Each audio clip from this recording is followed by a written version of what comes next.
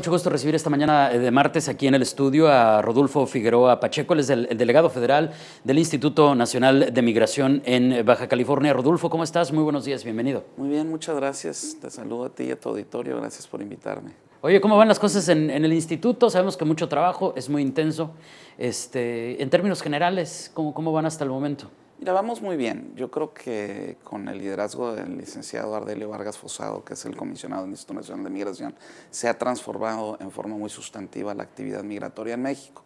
Entre otras cosas, bueno, hemos incrementado mucho nuestros operativos en términos de interdicción de extranjeros entrando a nuestro país. Hay un número muy relevante en el sentido de que el número de personas que han sido impedidas de entrar a México en nuestra frontera sur en particular se ha incrementado por mucho. Y esto ha resultado en menos presiones en la frontera norte de nuestro país, lo que nos permite posibilidades para trabajar con más tranquilidad. Tú recordarás el tren La Bestia, pues sí, claro. no opera ya como un transporte de personas irregulares. Que además generaba muchos conflictos, accidentes, mutilaciones, muertes durante todo su trayecto, Rodolfo. Y abusos a muchos menores que utilizaban el tren, etcétera. Sí, era una oportunidad para los que se portan mal de abusar de los más vulnerables de los vulnerables, que en realidad vienen buscando mejores oportunidades de trabajo, a la par del evento de incrementar nuestros esfuerzos de interdicción, es decir, de impedir la entrada de extranjeros a nuestro país. También se han hecho esfuerzos para tratar de regularizar a todos ellos que están en territorio nacional.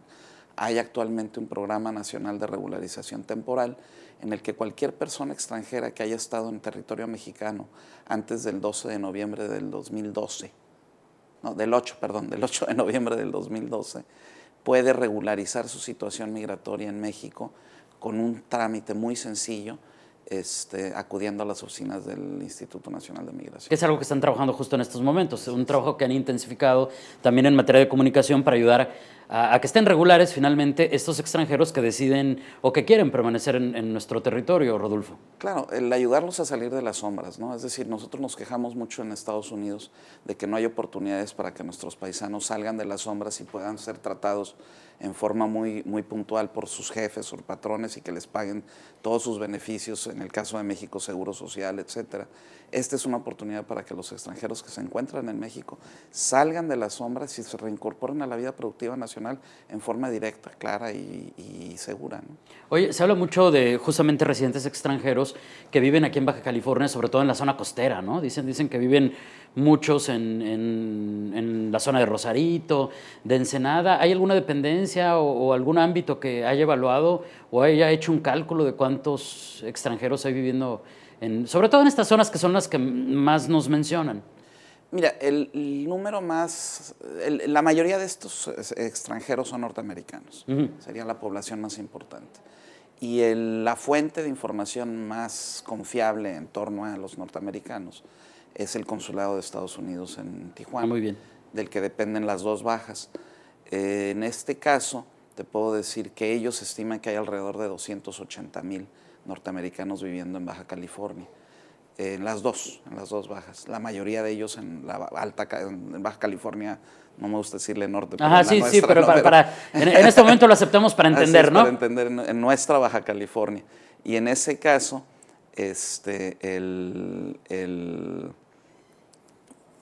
lo que pasa es que también habría que entender qué es lo que cuentan. Por ejemplo, un hijo de un mexicano nacido en Estados Unidos, ellos lo cuentan como norteamericano.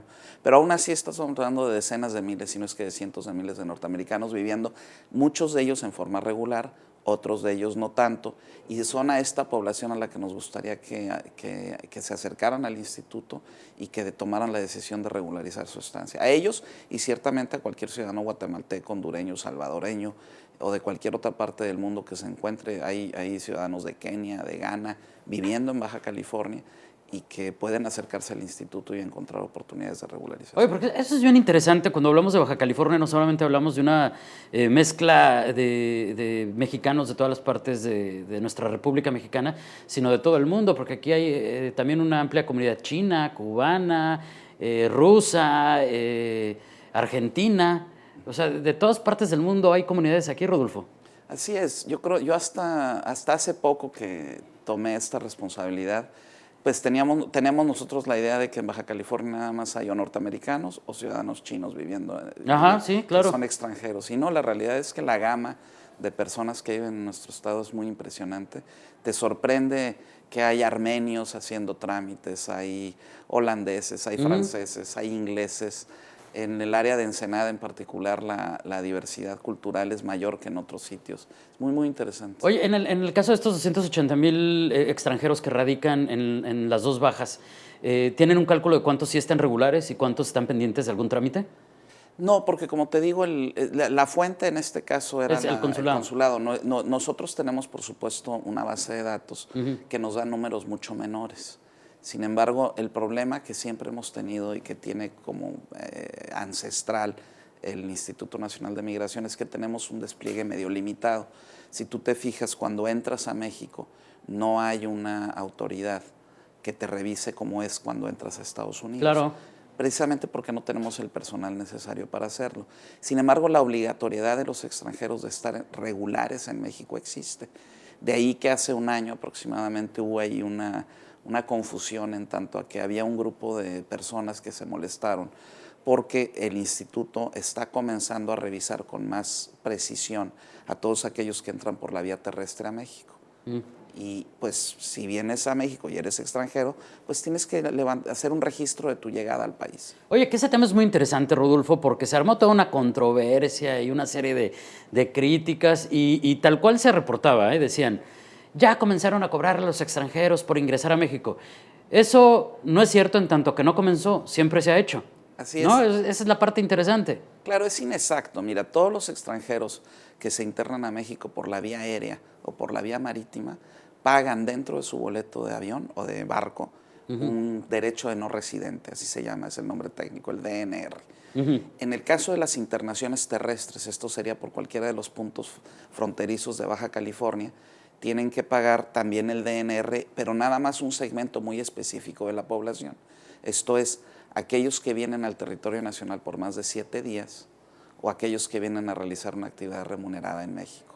Nada más. Es decir, si una persona viene a cenar a Tijuana no tiene que pagar nada. Sí, si no viene más de 7 días no hay ningún trámite, no hay que hacer trámite de DNR. No, así de sencillo. El DNR no, hay que hacer un registro de tu entrada. Yo les recomiendo que hagan ese registro de entrada, porque entrar al país sin registrarte te coloca en una posición vulnerable desde el punto de vista jurídico. Claro. ¿A qué me refiero específicamente? Vamos a suponer que sufras un accidente. Bueno, si sufres un accidente, tu compañía de seguros norteamericana te podría decir, no te pago porque entraste a México en forma irregular. Claro. Si quieres llevar a cabo alguna actividad jurídica, quieres firmar una escritura ante un notario público, el notario público te exigirá en ese momento tu copia de tu forma migratoria múltiple, que es el documento de registro de entrada, y si no lo tienes no puedes firmar. Es decir, tu capacidad jurídica está disminuida si no haces tu registro. Te conviene como extranjero estar registrado. Por supuesto, sin duda. Y ahora, en este asunto yo creo que le brinca a muchos porque, como bien dices, entonces, generalmente el cobro ya va incluido en los trámites que realizas en tu boleto de avión o en tu crucero. Y cuando cruces por tierra, pues no, así de sencillo. Ahora, también hablábamos un poquito acerca de los hábitos.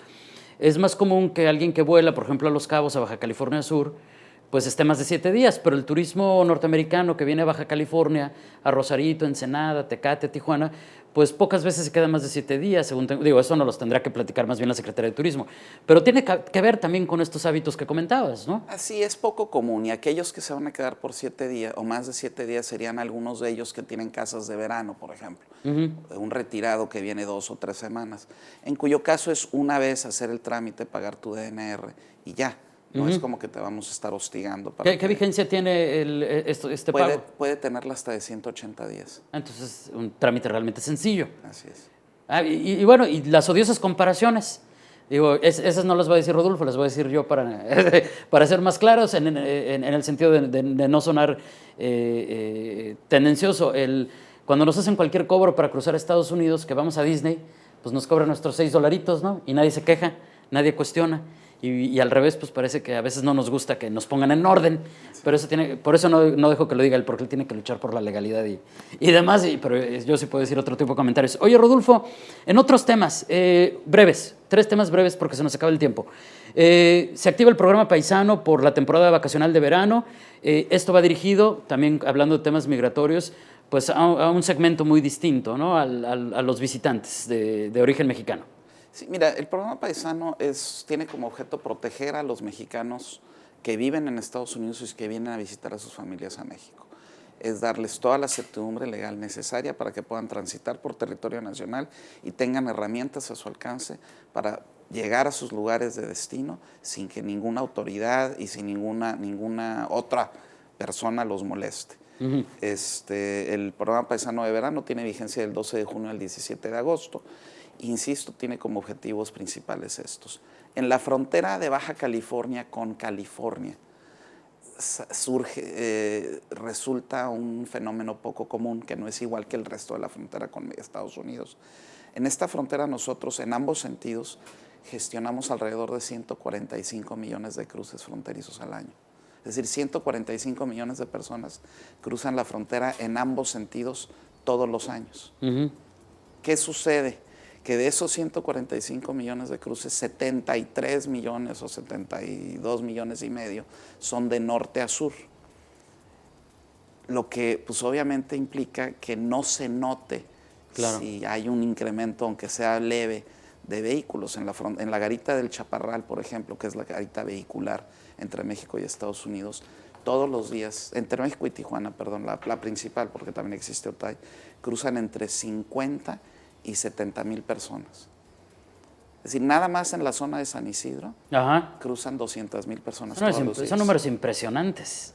Y pues el despliegue de CBP o de las autoridades norteamericanas, que todos lo conocemos, es un despliegue muy robusto. Es decir, hay decenas, centenas, si no es que miles de agentes. Bueno, en el caso me decía hace poco un colega nuestro de CBP, de playas de Tijuana, el equivalente Imperial Beach, a Tecate, hay 2.500 agentes de CBP, mientras que nosotros tenemos a 265 agentes en todo el estado para todo lo que hace el instituto. Entonces el despliegue importa. Claro. Y yo por eso insisto un poco en el tema de que la responsabilidad es una responsabilidad compartida. El usuario de la frontera tiene que también tratar de cumplir con la ley, con el objeto de no quedarse vulnerable, ¿no? Sí, como bien decías, y lo hemos platicado en todos los ámbitos de nuestra cotidianeidad.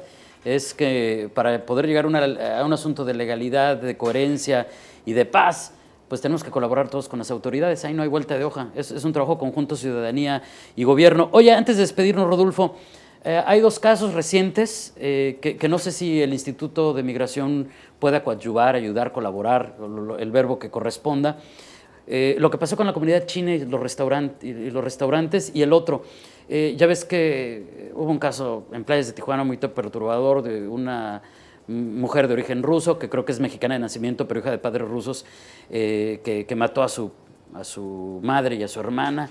¿El instituto colabora en alguna de las actividades de estos casos? Mira, siempre que un ciudadano extranjero se ve inmiscuido en algún evento de esta naturaleza, eventualmente es puesto a disposición del Instituto Nacional de Migración para que definamos su situación migratoria. El caso específico de estos señores de la comunidad china, fueron todos ellos puestos a disposición del Instituto Nacional de Migración. Resultó que uno de ellos era mexicano, es decir, un ciudadano chino, naturalizado ya mexicano. Muy bien. Y los otros 2 tenían residencias permanentes en México. Entonces no tenían ningún... Pues desde el punto de vista migratorio no había ningún conflicto, trámite, es decir, al final muy del bien. día, eso es a lo que nos dedicamos nosotros en el instituto, al tema migratorio.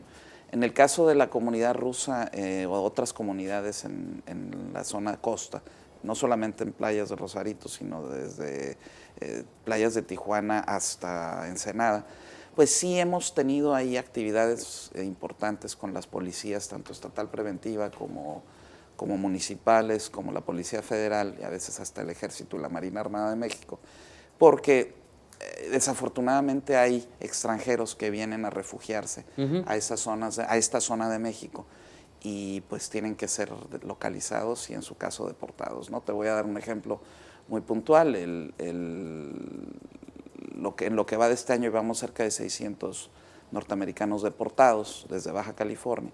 O sea, nosotros hemos deportado cerca de 600 norteamericanos y de estos como 85 traían órdenes de aprehensión vigentes en los Estados Unidos. Claro, es un asunto importante que también tiene que ver con la paz en nuestro territorio. Rodolfo, muchísimas gracias. No, al contrario, te esperamos muy es pronto amable, porque hay muchas todavía gracias. muchos temas que podremos seguir platicando, pero en este momento se nos acabó el tiempo. Muchísimas gracias. No, estoy a tus órdenes y muchas gracias. Saludos al auditorio. Gracias, buenos días. Es Rodolfo Figueroa Pacheco, el delegado federal del Instituto Nacional de Migración en Baja California.